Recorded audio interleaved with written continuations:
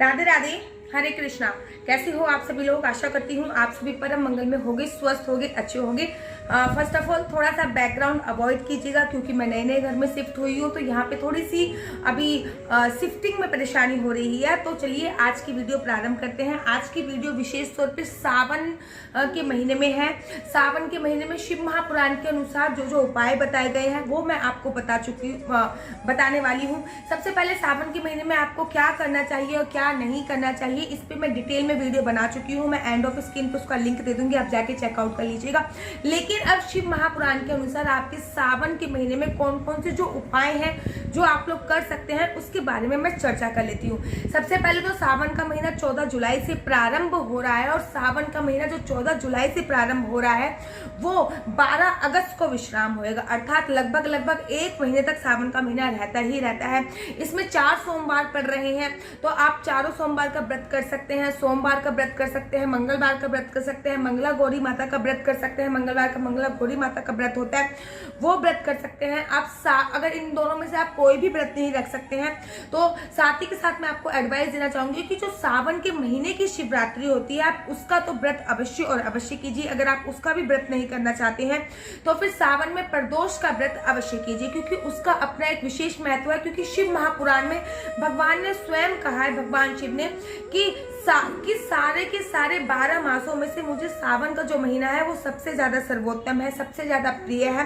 अर्थात सभी महीनों में श्रावण का महीना मेरा सर्वोत्तम महीना है, क्योंकि श्रावण के महीने में भगवान ब्रह्मा जी ने और भगवान विष्णु जी ने भगवान शिव की पूजा अर्चना वंदना करी थी। एक पूरे महीने पूजा अर्चना वंदना करी थी। भगवान शिव ने प्रसन्न होकर ये बोला था कि जिस महीने में आपने मेरी पूजा अर्चना वंदना करी है ये महीना श्रावण मास का महीना होगा और इस महीने में जो 1 लोटा जल भी मुझे चला देगा मैं उसकी सारी की सारी मनोकामना पूर्ण कर दूंगी। तो इस महीने में आपको कौन किन नियमों का पालन करना है, चलिए इस बारे में बात कर लें। आज के इस महीने में किसी भी प्रकार का आपको मादक उपयोग नहीं करना, अथवा मदिरा पान का उपयोग नहीं करना है, मांसाहार का उपयोग नहीं करना है। इस महीने में ये तो सभी आप लोग को बताएंगे कि लहसुन नहीं खाना, प्याज नहीं खाना है, आपको दारू नहीं पीनी है, आपको मांस नहीं खाना है, ये तो सारी वीडियो के लोग बताएंगे। लेकिन इस महीने में आपको ये जो नमक होते हैं इनमें केवल और केवल सेंधा नमक का ही यूज करना है। आपको हो सके तो सात्विक भोजन का यूज करना है जिसमें बिल्कुल भी किसी भी प्रकार का कांदा या फिर लहसुन प्याज उपयोग में ना हो। इस महीने में मौसमी फलों का आप जितना ज्यादा उपयोग कर सकते हो आप कर सकते हैं। जो इस समय के मौसमी फल है उनका उपयोग कीजिए। साथ ही के साथ आपको इस बात का भी विशेष ध्यान रखना है कि श्रावण के महीने में साग अर्थात पत्तेदार सब्जियां बिल्कुल भी नहीं खाते हैं। आप डेयरी प्रोडक्ट का भी यूज कर सकते हैं, क्योंकि सावन के बाद भादो आता है और उसमें डेयरी प्रोडक्ट बंद हो जाते हैं।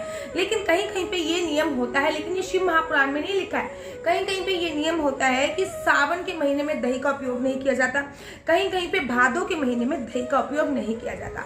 अब यहाँ पे आपके यहाँ पे जैसा नियम हो आप उस नियम के अनुसार इस चीज को फॉलो कर सकते हैं। तो चलिए, शिव महापुराण के अनुसार कि हम जो सोमवार का व्रत रखते हैं उसमें बोला जाता है कि अन्न निषेध करें। लेकिन अगर आपके शरीर में स्टेमिना नहीं है तो आप एक समय मीठा भोजन कर सकते हैं।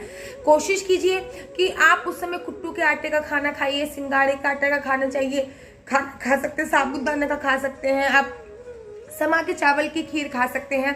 अगर तब भी आपका पेट नहीं भर रहा है या फिर बॉडी में वीकनेस फील हो रही है तो फिर आप एक समय भोजन का प्रावधान कर सकते हैं। तो चलिए अब आगे बढ़ते हैं। सावन के महीने में से जो 4 सोमवार आते हैं, चारों सोमवार में से किसी भी एक सोमवार में आप खुद जाकर या फिर अपने बच्चे से, अपने हस्बैंड से बेल पत्र का जो पौधा होता है वो किसी भी मंदिर में अवश्य लगवाइए। ये सबसे पुण्यदायी होता है, सबसे ज्यादा फलकारी होता है। अब बात करते हैं और क्या क्या उपाय हैं जो हम कर सकते हैं। दूसरा उपाय है, जो लोग बीमार रहते हैं पूरे महीने तक उनको जल में काले तिल डालकर शिवलिंग पे चलाना चाहिए। अगर आपको लगता है कि मेरे कभी यहाँ पे दर्द है, कभी वहां पे दर्द है, कभी ये दर्द है, कभी वो दर्द है, तो जल में आप काले तिल डालिए और शिवलिंग पे अवश्य चढ़ाइए। जिनको सांप के सपने आते हैं या फिर बेकार सपने बहुत ज्यादा आते हैं उनको रोजाना जल में थोड़ा सा दूध मिलाना है और भगवान शिवलिंग पे समर्पित करना है। थोड़ा सा जल में दूध मिलाकर शिवलिंग पे समर्पित करना है। शिवलिंग को ऐसे टच करना है और कुछ देर तक उसका स्पर्श अपने आप को फील करना है। आप देखोगे आपका ऑरा क्लीन होता हुआ चला जाएगा और आपकी जो नकारात्मक ऊर्जा है वो भी हट जाएगी। दीदी हम सास के लिए इतना कर रहे हैं, नंद के लिए इतना कर रहे हैं, लेकिन हमारे रिश्तों में मधुरता नहीं आ रही है। अगर आपके रिश्तों में मधुरता नहीं आ रही है तो आप पूरे सावन के महीने में नहीं तो पूरे सावन नहीं कर सकते तो कम से कम सोमवार वाले दिन आपको शिवलिंग पर शहद अवश्य चढ़ाना चाहिए। अगर आपको गुस्सा बहुत ज्यादा आ रहा है और गुस्सा कंट्रोल नहीं हो रहा है,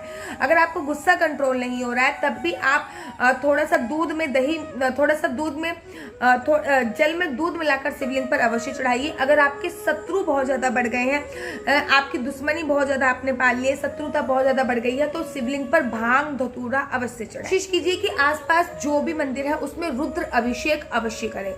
हमेशा के लिए ये अजर और अमर हो जाता है। व्यक्ति नहीं, जो रुद्र अभिषेक की पूजा होती है श्रावण मास में जो होती है और अगर सोमवार वाले दिन हो रही है तो ये जो रुद्र अभिषेक की पूजा है ये हमेशा के लिए अजर अमर पूजा हो जाती है। इससे अकाल मृत्यु कभी भी नहीं मरता है, कभी भी दुर्घटनाग्रस्त नहीं होता है और आपकी जो शत्रुता होती है वो भी खत्म हो जाती है। रुद्र अभिषेक हमेशा अगर शादीशुदा है तो अपनी पत्नी के साथ कीजिए, अगर कुंवारे हैं तो अपने माता पिता को भी इसमें इन्वॉल्व कीजिए। पूछते हैं कि दीदी रुद्राक्ष कब धारण करना चाहिए, तो मैं आप लोगों को सिर्फ बता दूं कि रुद्राक्ष जो है अगर आप सावन के महीने में धारण करते हैं तो बहुत ज्यादा उत्तम फल देता है। साथ ही के साथ आपको इस बात का भी ध्यान रखना है कि सावन के महीने में जो आप रुद्राक्ष धारण कर रहे हैं, वैसे तो रुद्राक्ष में अपनी ही इतनी विल पावर होती है कि उसमें किसी भी प्रकार की और विल पावर की आवश्यकता नहीं होती, लेकिन अगर आप सावन के महीने में उस रुद्राक्ष को अभिमंत्रित करके पहन लोगे तो बहुत ज्यादा फलदायी होगा। सावन में अगर आप ब्रह्मचर्य का पालन नहीं कर सकते तो कम से कम सोमवार वाले दिन पति पत्नी को ब्रह्मचर्य का पालन करना चाहिए और साथ ही के साथ आपको इस बात का भी ध्यान रखना चाहिए कि आपको किसी भी प्रकार का कोई झगड़ा नहीं करना है, कोई लफड़ा नहीं करना है। इससे आपके जो रिश्ते हैं उसमें मधुरता आएगी। कहते हैं कि हमेशा भोले बाबा से बोला जाता है कि हमेशा पार्वती मैया से बोला जाता है कि भोले बाबा जैसा पति आपको दीजिए, क्योंकि सबसे अच्छी अमर जोड़ी से भी देवी देवताओं में जिनकी है वो भोले बाबा और माँ पार्वती की ही बोली जाती है। सोमवार वाले दिन पति पत्नी किसी भी प्रकार से झगड़ा इत्यादि नहीं करें। वैसे तो पूरे सावन के महीने में ना करें तो सबसे ज्यादा सर्वोत्तम रहेगा, लेकिन सावन के महीने में अगर कर रहे हैं तो विशेष ध्यान दीजिए कि उसमें सोमवार ना पड़े। तो चलिए अब आगे बढ़ते हैं। अगर आपको भी काल सर्प दोष की समस्या है या फिर राहु की समस्या है तो इस महीने सावन के महीने में जो काल सर्प दोष की पूजा होती है वो सबसे चमत्कारी रिजल्ट देती है। साथ ही साथ जो काल सर्प दोष की पूजा और राहु की जो पूजा होती है वो श्रावण मास में सबसे ज्यादा फलदायी होती है, श्रावण मास में सबसे अच्छी होती है। तो चलिए अब आगे बढ़ते हैं। लोग कहते हैं कि गर्भवती महिलाओं को शिवलिंग स्पर्श नहीं करना चाहिए, ये केवल एक मिथ है, ऐसा कुछ भी नहीं है।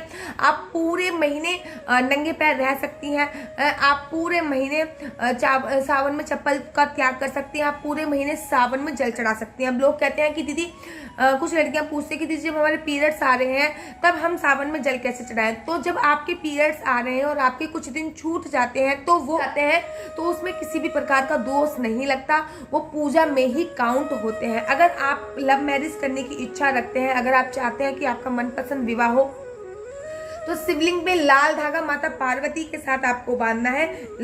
शिवलिंग के साइड में ही माता पार्वती होती है, गणेश जी होते हैं, कार्तिकेय जी होते हैं, नंदी जी होते हैं। तो लाल धागा माता पार्वती के साथ से बांधना और कम से कम 7 बार बांधना। अगर सावन में ये काम कर रहे हैं तो सर्वोत्तम है, लेकिन सावन में भी सोमवार वाले दिन अगर ये काम कर रहे हैं तो सबसे ज्यादा सर्वोत्तम माना जाता है। भगवान शिव का पूरा परिवार ही परम पूजनीय होता है। जैसे कि आप भगवान शिव को ले लीजिए, वो तो परम पूजनीय है, माँ गौरी भी परम पूजनीय है। भगवान शिव के जो पुत्र हैं गणेश वो तो प्रथम पूजनीय है। कार्तिकेय जी की भी साउथ की तरफ बहुत अच्छी से पूजा होती है। इनफैक्ट गणेश जी की जो धर्म पत्नी है रिद्धि सिद्धि उनकी भी पूजा होती है। गणेश जी के जो पुत्र है शुभ लाभ उनकी भी पूजा होती है। इनफैक्ट मोर की भी पूजा होती है जो कार्तिकेय जी का वाहन है। इनफैक्ट चूहे की भी पूजा होती है और तो और भगवान के गले में पड़ने वाले सर्पों की भी पूजा होती है। और तो और अगर हम बात करें तो माता रानी का जो वाहन है सिंह उसकी भी पूजा होती है। और जो है भगवान शिव के जो वाहन है नंदी, उनकी भी पूजा होती है। अगर आपकी शत्रुता बहुत ज्यादा है, अगर आपके शत्रु बहुत ज्यादा है, तो आप सच्चे मन से नंदी की पूजा कीजिए। नंदी को भी आप फूल अर्पित कीजिए, उनके काम में बूझिए। और कॉन्फिडेंस की बहुत ज्यादा कमी है तो नंदी की पूजा सबसे ज्यादा सर्वोत्तम उपाय है। काफी आप सावन के महीने में महामृत्यु मंत्र का जाप अवश्य कीजिए। सावन के महीने में बोला जाता है, सावन के महीने में अगर आप के दरवाजे पे कोई भी आ जाए, सपेरे मिल जाए आपको, या फिर कोई भूखा आ जाए, या फिर गौ परिवार का कोई भी सदस्य आ जाए, सांड आ जाए, या फिर गौ माता आ जाए, या फिर बछड़ा आ जाए, तो उनको आपको विशेष ध्यान देना है, चारा अवश्य देना है। और श्रावण मास में की गई पूजा अर्चना वंदना जो होती है वो अपने आप में विशेष फलदायी होती है। आशा करती हूँ कि आपको मेरी वीडियो अच्छी लगती होगी। अगर आपको मेरी वीडियो अच्छी लगती है तो आप अपना यूट्यूब चैनल हरि बोल को लाइक शेयर सब्सक्राइब करना बिल्कुल भी मत भूलिए। तब तक के लिए मुझे दीजिए इजाजत। राधे राधे, हरे कृष्णा, हरि बोल।